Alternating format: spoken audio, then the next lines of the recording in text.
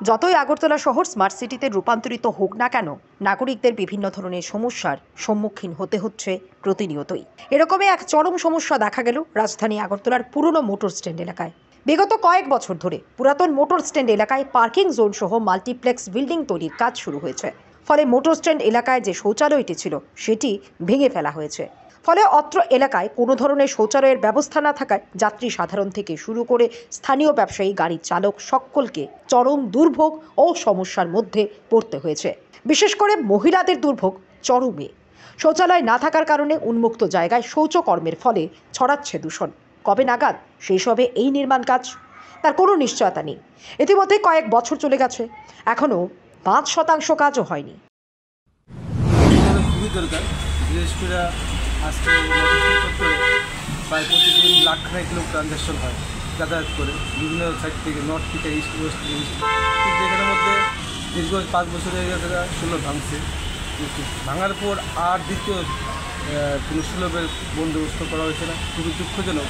আমরা যেটুকু জানি যে আমার বাড়ির ল্যাট্রিনটা ভাঙার আগে নতুন একটা ল্যাট্রিন বানিয়ে তারপর আমরা আরেকটা ল্যাট্রিন বানাই বা পেশা করে বানাই। কিন্তু বুঝতে পারছি না বর্তমান এমসি কী ডিসিশন নিল।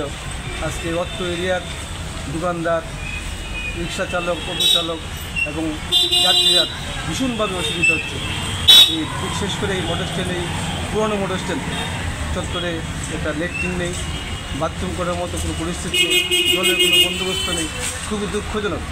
বিশেষ করে মহিলাদের ক্ষেত্রে, মহিলারা তো ভীষণ সমস্যা করে,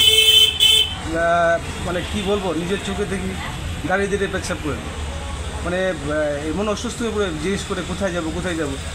আমরা অনেক সময় দেখিয়ে দিই, এটা নিরাপদ জায়গা দেখে যে আপনারা যান, কিন্তু কোথায় যাবে? ওপেন স্পেসে গিয়ে আর বাথরুম করা যায়? তাদের জন্য খুবই দুঃখজনক। আমরা আশা করি যে এমসি কাছ থেকে যে আগামী দিনে একটা সুবন্দোবস্ত করবে পুরনো মোটর স্ট্যান্ডের জন্য, যাতে যাত্রীদের এবং অত্র এলাকার দোকানদার তাদের বাথরুম করার মতো একটা সুবন্দোবস্ত আমরা আশা রাখি। আপনি এখানে কী করেন? আমি এখানকার দোকানদার। আপনার নাম? ব্যবসায়ী।